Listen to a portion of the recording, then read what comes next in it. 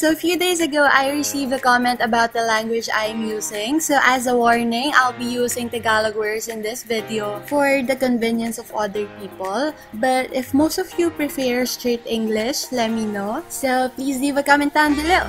So I'll start using Tagalog. Sa video na to, gagamit tayo ng 8 pieces na Prang Watercolor, pencil, tech pen, paintbrush, ruler, and 200 GSM na Canson watercolor paper. So, unang bagay na gagawin natin is paggawa ng grid. Tapos, isusulat natin kung ano yung kulay na meron tayo. Kung makikita nyo, merong red, orange, green, blue. Sunod-sunod lang sila sa taas at saka pababatin. So, ganito yung kakalabasan niya. Nakalagay yung names dito. So, gagawin natin siya pa horizontal. So, keep in mind na kung ano yung nakasulat dito sa vertical, yun yung mas dominant na kulay. Red, red, red, orange, red, yellow, red plus green, red plus blue, red plus violet, red plus brown, and red plus black. So, kung makikita nyo, ganun lang din dito sa mga susunod na kulay.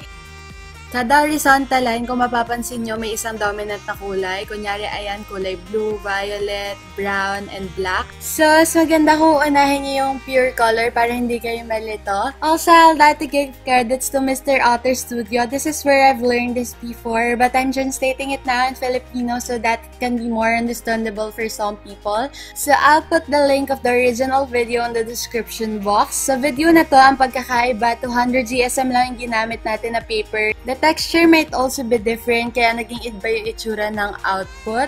And also, kapag napadami yung tubig nyo, there's a tendency talaga na magiging uneven siya. Pero ang pinaka-goal naman natin sa video na to is kung paano gumawa ng iba't ibang kulay gamit yung 8 colors lang. Kung mapapansin natin dito, yung red plus green, dark yung output niya. Dahil to, complementary sila sa color wheel. Pag sinabi natin complementary, magkatapat. Kaya, ginagamit tong paraan na to para i-dark yung kulay na gusto nyo. So, I just want you to remember that everything takes practice. I'm also practicing, that's why I'm doing this video.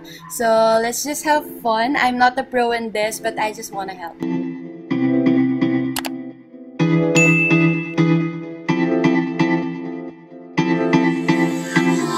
Ayan, isunod nyo naman yung orange. Huwag nyo kalimutang linisin yung palette nyo para hindi maghalo-halo yung kulay. So, lalagay muna natin siya dito. So, pure color muna palagi.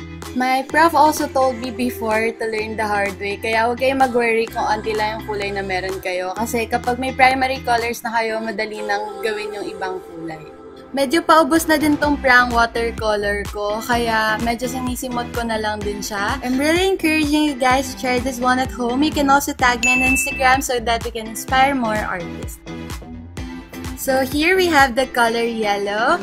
So ayan, tuloy-tuloy nyo lang din siyang gawin. Ito timelapse ko na lang din yung mga susunod na kulay since pare-parehas lang naman sila.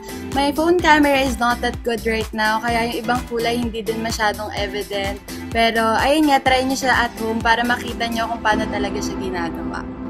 Also, please don't be afraid to make mistakes because even the best artists can go wrong sometimes.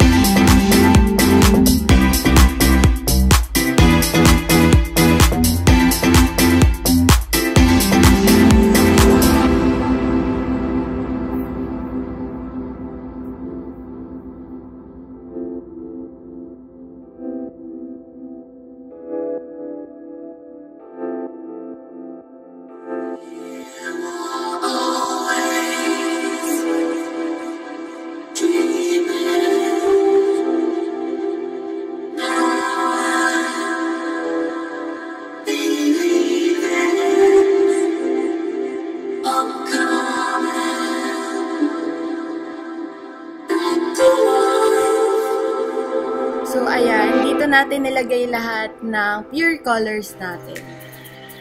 Distinct din na dito, mas dominant yung red, dito mas dominant yung orange, mas dominant yung yellow, green, blue, violet, brown, and black.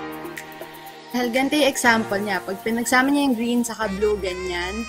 Pero pag blue yung mas dominant, inad sa green, iba pa din yung itsura niya. I guess that's all for this video. Like, comment, subscribe. Let me know your thoughts in the comment section. See you on the next video.